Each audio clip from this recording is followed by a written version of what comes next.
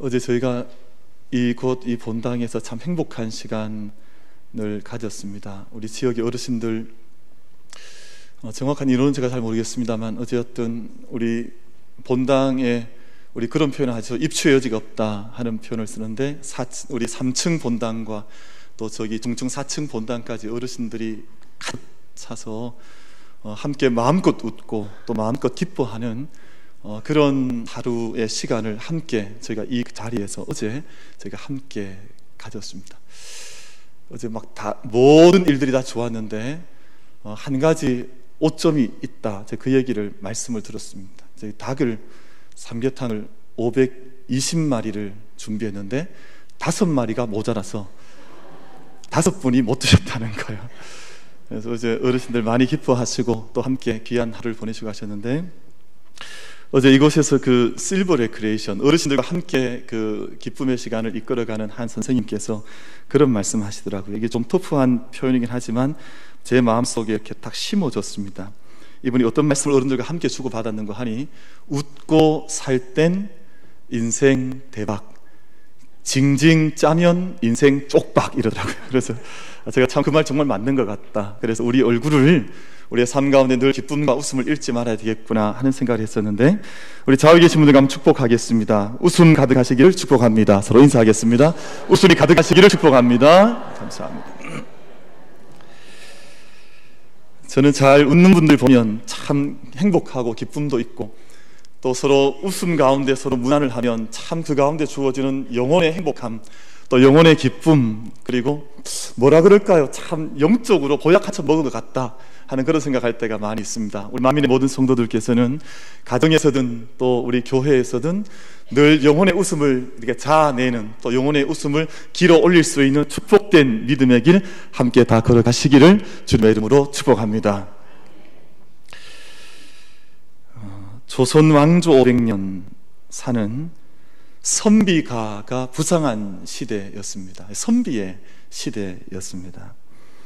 고려 말은 여러분 잘 아시는 것처럼 불교가 극도의 타락의 길을 걸었었고, 불교의 권력화 그리고 불교의 귀족화가 일어나서 그 시대가 어둠 가운데 빠져들어가고 있던 때였었고, 그에 대한 그 모든 부작용에 대한 반작용으로 그 한 시대를 이끌어가던 선비들이 등장했던 때가 이제 조선이라고 하는 그 500년사 속에 기록이 되어져 있습니다.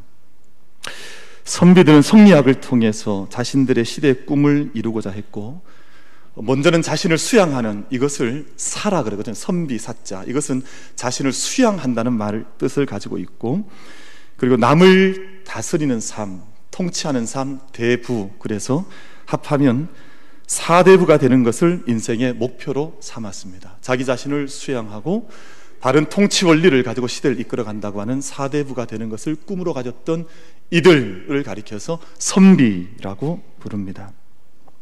이 선비들은 문장을 통해서, 글을 통해서 자신들의 사상과 진리를 담아내는 그릇을 삼아서 문장을 대단히 소중하게 생각을 했고, 어릴 때는 소학이라고 하는, 어린 아이들이 익혀야 하는, 아주 어릴 때부터 익혀야 하는 그 학문을 통해서 청소하는 법, 말을 주고받는 법, 그리고 기본적인 수신, 자기 몸을 닦는 예절들을 충분히 익혀 나갔습니다. 그리고 이제 장성하여서 성인이 되어지면 대학을 통해서 세상을 어떻게 정당하게 섬기고 다스려 이끌어 나가야 하는지를 함께 훈련했던 사람들이 선비라고 하는 이 그룹의 사람들이었습니다. 성균관대학교 한문학과 교수이신 안대해 교수께서 2007년에 선비답게 산다는 것, 제가 이 책을 좋아해서 제 서재에 두고 제가 때때로 한 챕터씩 이렇게 확인하고 읽어 나가는데요, 그 선비답게 산다는 것이 뭐냐, 이 책을 통해서 아주 귀한 소개를 해주고 있는데, 선비들이 가진 삶에 대한 진지함과 엄격함, 선비들은 참 엄격하게 자기 자신을 훈련했던 사람들이었습니다. 그뿐만 아니라 그분들 속에 있는 여유와 낭만의 모습, 선비들은 엄격함만 가지고 있었던 것이 아니라 삶 가운데 그 선비답게 산다는 법, 이 책을 읽어보면 얼마나 여유가 있는지, 얼마나 낭만이 있는지, 우리말로 하면 선비들의 선비들의 어떤 품위, 품격, 이런 것들이 잘 이제 느껴지는 그런 글들을 우리가 확인해 볼 수가 있습니다.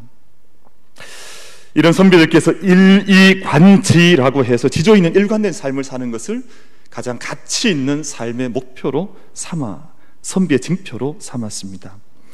우리 신앙적 성경적 표현으로 말을 해보자면 좌로나 우로나 치우치지 않고 배움과 삶의 일치를 추구하면서 일이즉한 삶 가운데 끊임없이 관통하는 한결같은 삶을 자기 안에 갖추기를 그렇게 소망했던 사람들이 바른 선비들의 삶 가운데 나타났습니다.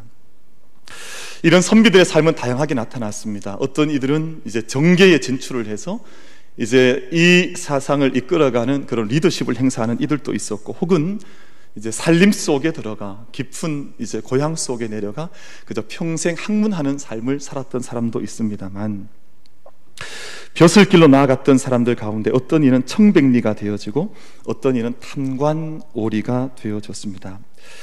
여러분 잘 아시는 뜻처럼 청백리라고 하는 말은 참 들어도 이미 좋은 뜻 같지 않습니까? 말이 좋은 말이 있거든요. 들으면 참 좋은 말, 들으면 마음을 시원하게 하고 그리고 기분을 아주 우리 마음을 새롭게 하는 그런 단어들이 있는데, 청백리라고 하는 단어도 그런 단어 가운데 한 가지입니다.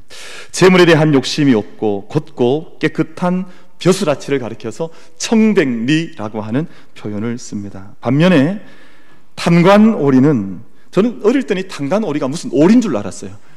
그래서 이게 무슨 뭐 집오리인지 청둥오리인지 바다오리인지 도대체 무슨 오리일까 하는 생각 어릴 때 했었는데, 뭐 그런 오리가 아니라 백성의 재물을 탐하고 그리고 오염되어 깨끗하지 못한 관리를 가리켜서 탐관오리, 더럽혀진 벼슬아치, 오염된 마음을 가지고 그저 백성들의 재물 피를 빨아먹는 그런 벼슬아치가 된 자들을 가리켜서 탐관오리라고 그렇게 부릅니다. 조선왕조 500년을 통틀어 청백리 수는 그렇게 많지 않았습니다. 500년 동안 160여 명이 청백리로 인정을 받습니다. 여러분 500년의 역사에 비해서는 너무 작은 숫자이죠. 그만큼 청백리가 된다고 하는 것은 쉬운 일이 아니었던 것 같습니다. 그에 비해서 여러분, 저와 여러분 잘 알고 있는 변사도, 저기 남원이죠. 남원에 가보면 이렇게 박물관이 있고, 그 박물관을 이렇게 무슨 정원이라 그러죠? 남원에 있는 남원 뭐죠? 그게? 네, 광환원루라 그러죠. 광활루라 그러죠. 광활루에 가보시면, 우리 신종호 장로님 가보셨는 것 같습니다. 우리 광활원루에 가보시면 거기에 박물관 같은 것들이 있습니다. 돌아다녀보면 그때 이 탐관오리였던 변사또가 불렀던 그 주지육림에 빠져있던, 그럼 주지육림이라는 말은 이 술의 연못과 그리고 고기의 숲이라는 말이거든요. 그러니까 이게 얼마나 탐관오리였으면 주지육림에 빠져서 백성들의 고요를 짜먹였겠습니까만, 그런 시들이 이렇게 잘 적혀져 소개가 되어져 있습니다만, 아마 조선시대 500년 동안 이 청백리보다 이런 탐관오리가 훨씬 더 득세를 했었던 것 같고, 결국은 그들은 시대적 대안이 되질 못했고, 또 그 땅의 왕이 기뻐하는 백성들의 소망이 되질 못해서 그들의 더럽혀졌던 옷과 양심 때문에 그들 역시 선비라고 하는 중심은 가지고 있었으나 선비의 참된 뜻을 살아내지 못했던 사람들로 수많은 사람들이 역사의 중심에서 내몰려져야 하는 그런 수모를 겪어야만 했습니다. 하나님께서 쓰실 수 없는 사람, 하나님께서 쓰실 수 없는 교회, 하나님께 기뻐하시지 않는 인생 역시 우리들 가운데 없지 않아 있을 것입니다. 하나님께서 쓰실 수 없는 교회와 사람 세 가지 종류가 있다고 생각을 합니다. 첫 번째는 죽은 사람, 죽은 교회, 하나님께서 쓰실 수가 없습니다. 오늘 우리가 함께 읽으셨던 요한계시록 3장의 4대 교회가 그 대표적인 모습을 오늘 저희들 가운데 보여주고 있습니다. 오늘 3장 1절 말씀을 보시면, 4대 교회의 사자에게 편지하라. 하나님의 7 영과 7 별을 가지신 이가 이르시되, 내가 내 행위를 아노니 네가 살았다 하는 이름은 가졌으나 죽은 자로다. 살아있는 것 같긴 한데, 움직이고 있는 것 같긴 한데, 실상은, 실제 영적인 실제의 모습은 죽은 자이다. 그렇게 하나님 말씀하고 계신데요, 유진 피터슨의 메시지 성경에서는 이렇게 이 말씀을 말씀하고 있습니다. 나는 내 일을 정확히 꿰뚫고 있다. 여러분, 하나님 우리의 심령을 감찰하신다 그러지 않아요? 그러니까 우리 모든 것들을 깨뚫고 있다고 하나님 말씀하시면서 너는 원기왕성한 것으로 유명하다만, 너는 뭔가 크게 움직이는 것 같고 뭔가 크게 많은 일들을 이루어가는 것 같지만, 그러나 실은 죽은 자다, 돌처럼 죽어 있다. 이렇게 메시지 성경은 번역을 해주고 있습니다. 하나님 앞에서는 살아있으나 죽은 자들이 있습니다. 하나님 앞에서는 산 자나 죽은 자나 큰 차이가 없는데요, 왜냐하면 하나님은 모든 산자와 죽은 자의 하나님이시기 때문에 살아있는 자도 죽은 자도 결국 하나님 앞에서 산자로 나타나게 되는데, 살아있다 하지만 죽은 자가 있고 이미 죽은 자이지만 하나님 앞에서 살아있는 자가 있는데, 오늘 사례교를 향해서 하나님께서 말씀하신 것은 너희는 원기왕성한 것처럼 보이지만 실상은 너희는 죽은 자라, 돌같이 죽어 있는 자라, 그렇게 하나님께서 이 교회, 이 성도를 향해서 말씀을 하시고 계십니다. 예수님께서 제자들 부르실 때에 그런 말씀을 하셨죠. 죽은 자들이 그들의 죽은 자들을 장사하게 하고 너는 나를 따르라. 그럼 지금 이 사람들 살아있는 사람들인데요, 근데 이 죽은, 이미 목숨이 끊어져 있는 육체적인 죽음을 당한 자들을 죽은 자들에게 맡겨두고 너는 나를 따르라, 살아있는 자의 삶을 살라고 예수님께서 제자들을 그렇게 초청하시고 불러주셨습니다. 그럼 사대라고 하는 이 지역은 영어 성경 사르디스라고 표현하고 있습니다만, 리디아라고 하는 고대 왕국의 수도가 바로 이 사르디스, 사대라고 하는 지역이었습니다. 정치적으로 군사적으로 중요한 지역이었었고, 또 무역업과 양털 가공업과 염색업이 발달을 해서 경제적으로는 아주 넘쳐나는 부를 축적했던 것이 바로 이 사대라고 하는 지역이었습니다. 지형적으로는 외부 침략으로부터 안전을 보장받을 수 있는 난공불락의 아주 요새로 자리 잡고 있던 성, 경제적으로나 또 지정학적으로나 정치적으로나 군사적으로 모든 것의 중심이었던 성읍이 바로 사대라고 하는 지역이었습니다만, 오히려 이런 풍성하게 했던 삶의 모든 여건들과 조건들이 오히려 그들의 삶의 자리를 교만하게 했고, 부로 인한 사치와 향락이 넘쳐나게 했고, 특별히 아르테미스라고 하는 신전을 중심으로 끊임없는 향락과 끊임없는 제사 행위와 끊임없는 오락, 축제만이 이곳에서 번창했던 땅이 바로 사대라고 하는 지역이었습니다. 물질적으로는 대단히 풍요했지만 오히려 영적으로는 죽어있던 사람들, 핍절해 있던 사람들, 살아있으나 실상은 죽은 이들을 하나님께서 쓰실 수가 없으셔서 이 교회를 향해서 너희는 일깨어나라 라는 말씀을 오늘 하고 계신 것이죠. 두 번째, 하나님께서 쓰실 수 없는 사람은 잠들어 있는 사람과 공동체를 하나님께서 쓰실 수가 없습니다.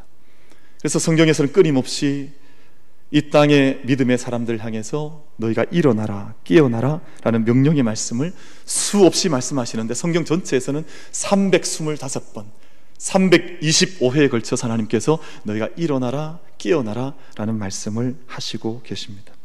깨어있는 것이 그토록 소중하고 중요하다는 뜻이겠죠. 왜냐하면 잠들어 있는 사람, 잠들어 있는 교회, 잠들어 있는 공동체, 지금 넘어져 있는 공동체를 하나님께서 쓰실 수, 그 사람을 하나님께서 쓰실 수 없기 때문인 것입니다. 세 번째, 하나님께서 쓰실 수 없는 교회는 더럽혀져 있는 교회를 하나님께서 쓰실 수가 없습니다. 더럽혀져 있는 사람도 하나님께서 쓰시지 않습니다. 여러분, 주지육림에 빠져 있는 탐관 오리를 어떻게 나라님께서 그 오리를 쓸 수가 있겠습니까? 이 원리는 하나님 나라와 성경에서도 마찬가지여서 디모데후서 2장 20절과 21절 말씀에서는 이렇게 분명하게 말씀을 해주시고 있습니다. 큰 집에는 금그릇도 있고 은그릇도 있고, 또 나무그릇과 질그릇도 있어서 귀하게 쓰는 것도 있고 천하게 쓰는 그릇도 있나니, 그러므로 누구든지 이런 것에서 자기를 깨끗하게 하면 귀히 쓰는 그릇이 되어 거룩하고 주인의 쓰심에 합당하며 모든 선한 일에 준비함이 되리라. 여러분, 하나님 앞에 쓰임받았던 교회, 또 하나님께 쓰임받았던 사람들, 지난 수천 년 교회 역사, 이 땅의 역사를 돌이켜보면 자기 자신을 깨끗하게 주님 앞에서 세워나갔던 그 사람과 그 교회를 하나님께서 쓰셨지, 스스로 오염되어져 있고 타락해 있는 공동체를 하나님께서 이 역사 속에서 쓰신 적이 없습니다.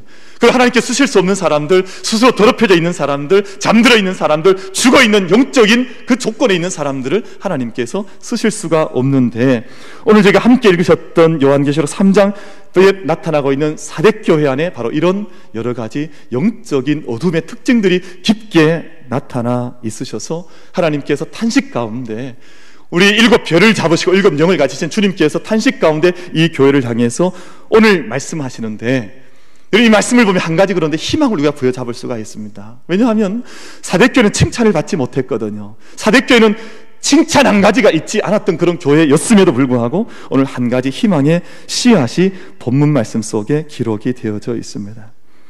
여러분, 주님께서 이 교회와 시대를 향해서 희망의 씨앗을 여전히 놓지 않고 계시다고 하는 말씀이 오늘 본문 말씀 속에 기록되어져 있는 것인데, 오늘 본문 2절 말씀에 보면 주님께서 그 남은 것이 있다, 모든 것이 더러워져 있고 모든 것이 잠들어져 있고 모든 것이 죽어있는 듯한데 아직도 남아있는 씨앗과 같은 존재들이 너희 사르디스 안에, 사대성 안에 있다, 머물러 있다고 하는 것을 2절을 통해서 말씀을 하셨습니다. 그리고 4절 말씀을 보면, 그러나 사대의 그 옷을 더럽히지 아니한 자 몇 명이 내게 있어 흰 옷을 입고 나와 함께 다니리니 그들은 합당한 자인 연고라 라고 하는 말씀을 들려주시고 있습니다.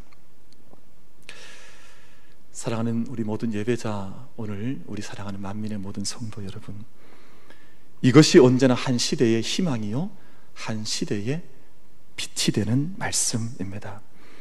하나님께서 엘리야에게 사명을 맡기시면서 아직 이스라엘 가운데 바알에게 무릎을 꿇지 않고 바알에게 입맞추지 아니한 7,000명을 너는 지금 너의 눈으로 다 볼 수는 없지만 내가 이 이스라엘 땅 곳곳에 아직 바알에게 무릎 꿇지 아니하였고 바알에게 입맞추지 아니한 여전히 믿음을 지키고 있는 7,000명을 내가 남겨두었다라고 하나님께서 엘리야에게 그렇게 말씀을 들려주셨습니다. 이것이 성경의 남은 자 사상입니다. 이스라엘의 영적인 회개 역할을 하는 사람들, 하나님의 심판으로부터 여전히 생존하여서 하나님의 새 백성의 기원이 되기를 소망하면서 여전히 남은 자로 하나님께 자기의 삶의 모습을 잠들지 않고 더럽히지 않고 죽지 않고 여전히 지키는 남은 자들이 하나님의 성전 안에 여전히 곳곳이 머물러 있다고 하는 것을 하나님께서 이렇게 말씀을 해 주시고 계시는 것입니다. 이사야서의 10장 20절 말씀부터 21절 말씀 2절 말씀을 보면 이렇게 말씀을 하시는 것이죠. 그날에 이스라엘의 남은 자와 야곱 족속의 피난한 자들이 다시는 자기를 친자를 의지하지 아니하고 이스라엘의 거룩하신 이 여호와를 진실하게 의지하니니 남은 자 곧 야곱의 남은 자가 능하신 하나님께로 돌아올 것이라 라고 말씀을 하고 있습니다. 사랑하는 우리 만민의 모든 예배자 여러분, 오늘 이사야서를 통해서 또 오늘 본문 요한 계시록을 통해서 우리가 함께 듣는 이 남은 자, 렘넌트라고 부르죠. 이 자들이 교회의 희망이며 교회의 희망일 뿐만 아니라 세상의 희망이 되는 줄로 믿습니다. 오늘 여러분 예비하시고 말씀을 들으시고 또 함께 기도해 나가실 때 내가 하나님 앞에 이 남은 자 바알에게 무릎 꿇지 않고 하나님께서 기뻐하시는 남은 자로 내 생애를 살겠노라고 함께 결단하고 기도할 수 있는, 다짐할 수 있는 우리 모두가 다 될 수 있게 되기를 주님의 이름으로 축복합니다. 이런 남은 자들이 해야 할 첫 번째 일은 늘 삶 가운데서 깨어서 일어나는 것입니다. 깊은 잠을 더 이상 주무셔서는 안 되는 것입니다. 하나님 마음에 합했던 사람 다윗은 사울 왕에게 쫓기는 일생일대의 위기 속에 빠져 있을 때에도 스스로 다짐하기를 내가 새벽을 깨우겠다, 내가 새벽을 깨우리라 스스로 다짐을 했습니다. 평생 새벽을 깨우는 사람이 되어서 자신의 믿음을 하나님 앞에 남은 자로 올려드렸을 뿐만 아니라 평생 이스라엘의 어두웠던 역사를 개척해 나가고 서막을 여는 새벽을 깨우는 자들로 그렇게 세워갔던 사람들이 다윗과 그의 백성들 남은 자들이었습니다. 사랑하는 성도 여러분, 사람들은 자신의 바쁨을 핑계로 인해서 자신의 삶을 잘 깨워 나가지 못합니다. 너무 삶이 고되다, 너무 삶이 일이 많고 분주해서 나는 새벽을 깨울 시간이 없다라고 핑계하며 자기의 삶의 그 그 깨움의 어웨이크닝이라고 하는 깨움의 시간을 가지지를 않습니다. 사랑하는 성도 여러분, 그러나 정말 이제는 깨어있는 삶을 살아보시지 않으시겠습니까? 우리가 겟세마네 동산에 잠들어 있던 제자리에 주님께서 하셨던 말씀, 너희가 그만큼 자고 그만큼 쉬었으면 되지 않았느냐. 여러분, 제가 말씀을 다 드리지 않지만 한 번씩 마음이 민망할 때가 있습니다. 마음이 아플 때가 있습니다. 언제냐 하면 새벽을 깨우며 기도했던 일꾼들이 어느 한순간부터 보이지 않을 때, 그 기도의 자리가 비어져 있을 때 제가 말은 다 표현하지 않아도 도대체 어디에 가셨을까, 무엇을 하고 계실까, 왜 잠들어 있을까 하는 민망한 마음이 마음속에 아픔으로 올라올 때가 없지 않아 있습니다. 예수님께서 가셨던 그 마음 아니실까요? 예수님께서 제자들 향해서 그만하면 충분히 자지 않았느냐, 그만하면 충분히 쉬지 않았느냐, 너희의 삶의 자리를 너희는 정말 끼어있는 채로 그 믿음의 걸음을 걸어가고 있느냐, 주님께서 그렇게 묻고 계시지 아니하겠습니까? 사도 바울은 세속화의 파도가 밀려오던 시대를 살아간 로마의 성도들에게 말씀하기를, 내가 이 시기를 알거니와 자다가 깰 때가 벌써 되었다. 그때에도 오늘과 아마 큰 상황은 다르지 않았으리라고 생각을 합니다만, 너희가 지금 잠들어 있을 때가 아니라, 로마의 문화와 문명 속에 깊이 그냥 잠들어 그것에 빠져 있을 때가 아니라 이제는 너희가 일어나 깰 때가 되지 않았느냐, 그렇게 사도 바울도 로마 교회를 도전하고 있었습니다. 오늘 사도 바울은 영적으로 죽어가던 1세기 한 교회를 향해서 깨어나라고 말을 하지요. 정신을 잃으면 때려야 하고, 물에 빠져 죽어가고 정신을 잃으면 가슴뼈가 부러지도록 호흡을 그에게 살려날 수 있도록, 호흡이 터질 수 있도록 그의 가슴에 진동을 주어야 하는 것 아니겠습니까? 그래서 오늘 2절 말씀 가운데 너는 일깨어 그 남은 바 죽게 된 것을 굳게 하라. 이제는 깨어 일어나서 이제 그 마저 죽게 된 것을 다시금 살리며 생명과 호흡이 통할 수 있도록 너희가 기도와 깨어있는 자리에 나아가야 하지 않겠느냐, 오늘 그 말씀을 하고 계시는 것이죠. 여러분, 예전에 여러분 어릴 때, 어린 시절 사실 때 옛날 집, 요즘 집들은 그런 거 없습니다만, 여러분 펌프 다 해보셨습니까? 펌프질? 마당에 있으셨죠?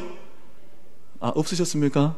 다 펌프가 다 있잖아요. 저희 집에도, 제가 어릴 때 자라났던 저희 고향에도 펌프가 있었고, 그리고 지금도 저희 고향집 지금 아무도 살진 않습니다만 펌프 자리가 이렇게 있어서 갈 때마다 옛 기억이 납니다만, 펌프는 물기를 이렇게 열심히 기를 때는 물이 땅과 깊은 지하수와 연결되어져 있습니다. 근데 이게 가만히 있으면 어떻게 되냐 하면 소리가 납니다. 소리가 꼴딱꼴딱꼴딱꼴딱 이런 소리가 나요. 그게 무슨 소리냐 하면 물이 떨어져 내려가는 소리, 물이 떨어지는, 생명이 끊어지는 소리입니다. 그때는 물이 꼴딱꼴딱꼴딱 넘어갈 때는 물기를 다시 올리려면 여러분 어떻게 해야 됩니까? 펌프질을 이 전문용어로 실어야 된다고요. 실어야 돼.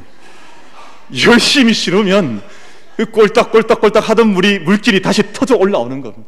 그러면 그렇게 물길이 정말 꺼져버릴 것 같던 그 펌프에서 다시금 물결이 콸콸콸 쏟아져 나오게 되는 것이죠. 만약 그 숨이 넘어가고 있는데 숨이 넘어가는 것을 알지 못한 채 그냥 둬버리면, 물길이 끊어져 버리면 그냥 다시 펌프질 해봤자 그냥 빈 펌프를, 그냥 공기만을 휘저을 수 없는 그런 행위밖에 되지를 않는 것이죠. 사랑하는 성도 여러분, 너는 일깨어 그 남은 바 죽게 된 것을 굳건하게 하라. 지금 마지막 목숨이 떨어져가고 있으려고 하는데 그것을 그냥 보고 있겠느냐, 그것을 묻는 것입니다. 우리가 그 일에 너희가 그냥 숨이 넘어가도록 그렇게 두지 말고 그거에서 일깨어서 일어나 생명 남아있는 것을 굳건할 수 있도록 생명의 자리, 깨어있음의 자리로 다시금 나아가라고 말씀을 하고 계시는 것이죠. 여러분, 옛날에 부모님들 참 속 터지는 때가 있었습니다. 언제냐 하면 자녀를 아무리 깨워도 잘 일어나지 않을 때. 여러분 그런 적 없으셨습니까? 아이들 이제 학교 가야 되는데, 아침에 이제 학교 빨리 보내야 되는데 깨워도 깨어나는 것 같은데 예 했는데 돌아보니까 또 자고 있고, 밥 먹으라 했는가 예 했는데 밥 먹고 나올 줄 알았는데 또 자고 있고. 그런 경우 없으세요? 저는 잘 알고 있습니다. 제가 그렇게 해봤었거든요. 잘 알고 있습니다. 여러분 그럴 때 부모님의 마음이 어떠하겠습니까? 여러분 지금 깨어 일어나 하루를 시작을 하고 배움의 자리에 나아가야 하고 생명을 살듯이 걸어가야 하는데 그 잠에서 깨어나지 못하는 그 모습을 보면 부모님의 복장이 터지지 않겠습니까? 하나님께서 이를 보실 때 이제는 일어나야 할 때인데 정말 이제는 깨어 일어나서 충분히 주님 앞에 기도하며 살아있는 삶을 살며 영광의 삶을 살며 충만한 삶을 살아야 될 때인데 여전히 잠들어 있으면 하나님의 마음이 어떠하시겠습니까? 여러분, 잠언 말씀 가운데에서 잠언 6장 10절과 11절 말씀 가운데에서 좀 더 자자 좀 더 졸자 손을 모으고 좀 더 누워있자 하면 내 빈곤이 강도같이 오며 내 곰핍이 군사같이 이르리라 라는 경계의 말씀을 주시고 있습니다. 좀 더 자자 좀 더 졸자. 세상이 좋으니까 세상의 향락 즐기는 것 가운데에서 세상의 기쁨에 만족하는 것 가운데에서 좀 더 자자 좀 더 졸자 하면 영적인 빈곤과 곰핍이 우리 가운데 강도같이 임하여서 우린 산자가 아니라 죽은 자로밖에 드러날 수 없다고 하는 것을 말씀을 통해서 경계해 주시고 계신데, 여러분, 만민교회가 이름이 만민교회 아닙니까? 우리가 무엇보다 우리가 새벽을 깨우며 우리 자신과 가족들과 이 민족과 열방을 위해 기도할 수 있는 그런 재단으로 함께 나아갈 수 있는 우리 만민교회가 될 수 있게 되기를 주님의 이름으로 축복합니다. 그래서 제가 오늘 숙제를 좀 내려고 그럽니다. 여러분, 우리 교회에서 15분 차량으로 운전했을 때 15분 혹은 좀 넓게 잡아서 20분 안에 있는 분들은 새벽 재단을 쌓으십시오. 여러분, 바로 곁에 있는데 새벽에 잠이 오십니까? 잠이 오세요? 여러분, 차로 운전해서 15분 정도 올 수 있는 거리에 있는 분들은 본교회에 오시고요, 한 30분 되어서 요즘 경제도 어려운데 기름값이 너무 많이 든다 하는 분들은 집 바로 곁에 새벽 재단을 쌓으십시오. 여러분, 정말 거룩한 습관, 영적인 습관을 우리 가운데 훈련하지 않으면 우리 영적인 유산을 다음 세대에 넘겨줄 길이 없습니다. 여러분, 저는 어릴 때 저희 어머님 서늘한 기운에 새벽 기도 갔다 오시는 그 느낌을 제 피부에 가지고 있습니다. 여러분, 그러니까 그 새벽 재단을 나아가셨던 그 발걸음, 겨울이면 서걱서걱 하는 그 찬 기운이 기도 갔다 오시는구나 하는 그 느낌이 잠들어 있던 가운데에도 자녀에게 끼쳐지는 것이죠. 여러분, 저는 2000년 교회사 속에 지금처럼 위기가 없다고 생각하거든요. 왜냐하면 2000년 동안 이렇게 다음 세대를 깨우는 일에 이토록 무관심하고, 그러니까 여러분, 오늘 아침도 어제도 매일같이 일어나는 뉴스가 자녀가 부모를 죽였다고 하는 뉴스가 매일같이 우리나라에 나오지 않습니까? 그럼 정말 통탄한 시대를 우리가 살아가고 있는데, 이래도 기도하지 않으면, 이런 새벽을 깨우지 않으면 우리는 어떻게 다음 세대에 우리 믿음의 유산을 남겨둘 수가 있겠습니까? 여러분, 정말 우리 만민재단 안에 만민을 위해서, 우리 자신을 위해서, 우리 가정을 위해서, 우리 열방을 위해서 함께 우리의 자리에 끼어 일어나 기도하는 영적인 불길 같은 열정이 우리 가운데 일어날 수 있게 되기를 주님의 이름으로 축복합니다. 제가 이제 내일 아침부터는 제가 요람 들고 체크하겠습니다. 그래서 우리 특별히 이번 임직받은 15분, 그리고 그 앞에 있는 집사님들, 권사님들, 장로님들 제가 다 체크하겠습니다. 제가 앞으로 한동안 계속 요람 들고 제가 뒤에 서서 출석부를 터이니까 김영근 목사 좀 이상해졌나 생각하지 마시고, 여러분, 정말 영적인 잠을 함께 깨어나갈 수 있는 거룩한 행진이 우리 가운데 임할 수 있게 되기를 간절히 바랍니다. 그리고 또 한 가지 우리가 해야 할 일은 우리가 또 옷을 더럽히지 말아야 합니다. 여러분, 오늘 사대교회를 향해 주님께서 주신 말씀이 너희의 옷을 더럽히지 말아라. 우리 성도들이 입어야 할 옷을 가리켜서 성경은 세마포, 린넨이라 그러죠. 그게 아마로 된, 아마로 짠 옷입니다. 아마로 짠 옷인데, 하나님은 옷을 만드셨고 옷을 우리 가운데 입혀주셨던 분입니다. 우리가 벌벗고 있을 때 아담에게 가죽옷을 입혀 지어주시고, 그리고 이 땅에 제사장들을 세우실 때도 하나님께서 그냥 세우신 것이 아니라 거룩한 옷을, 속옷과 겉옷을 다 하나님께서 직접 이 옷을 입어라 그렇게 말씀하셔서 지어주셨던 분이 바로 하나님이십니다. 여러분, 요한계시록 19장 8절 말씀을 통해서 주신 말씀은 그에게 빛나고 깨끗한 세마포 옷을 입도록 허락하셨으니 이 세마포 옷은 성도들의 옳은 행실이로다 하더라 라고 말씀을 하고 있습니다. 우리의 믿음의 행실을 바르게 하지 못하면 우리는 우리의 옷을 더럽힌 자로 이 땅 가운데 살아가게 되는 것입니다. 조선시대 선비들은 의관을 정제했다 그러죠. 의옷과 갓옷을 갖추어 입고 또 의관을 정제하고 격식을 갖추고 품격을 완성해 나갔습니다. 여러분, 그렇게 온전한 선비의 길을 간 이도 있었고, 자기의 옷을 온전히 입지 못해서 탐관오리가 되어서 그 옷을 더럽힌 자들도 그 시대에 있었고, 결국 자신의 옷을 더럽힌 자들 때문에 그 시대는 종말을 고해야 했습니다. 오늘 저희도 마찬가지 아니겠습니까? 우리 믿음의 사람들이 입고 있는 옷이 무엇입니까? 영적인 눈으로 관점으로 우리가 보자면 내가 입고 있는 옷이 누추한 옷이라면 오늘 예배를 통해서 주님 앞에 그 옷을 청산하고 우리가 예수 그리스도로 옷 입고 거룩함을 옷 입고 영적인 옷을 입고 이 세대를 함께 살아갈 수 있는 우리 모두가 다 될 수 있게 되기를 주님의 이름으로 축복합니다. 로마서 말씀 가운데에서는 어둠의 일을 벗고 빛의 값을 입고 예수 그리스도를 옷 입자라는 말씀을 13장 말씀 가운데서 우리 가운데 던져줘 말씀하고 있습니다. 마지막으로 하나님의 백성들이 해야 할 일을 오늘 3절 말씀 가운데에서 생각하고 지키고 회개하라, 핵심적인 말씀으로 우리들 가운데 말씀해 주셨습니다. 결국은 우리 모든 믿음의 사람들이 하나님의 말씀을 생각하고 그의 말씀을 붙잡고 하나님께로 돌아갈 때 참된 크리스찬 청백리 같은 믿음의 선비된 삶을 우리가 함께 살아갈 수 있을 것입니다. 오늘 예배하는 우리 모두가 함께 새벽을 깨우며 자신의 옷을 아름답게 지켜나가며 말씀을 생각하고 붙잡고 하나님께로 돌아가는 참된 축복이 우리 모두에게 임할 수 있게 되기를 주님의 이름으로 축복합니다.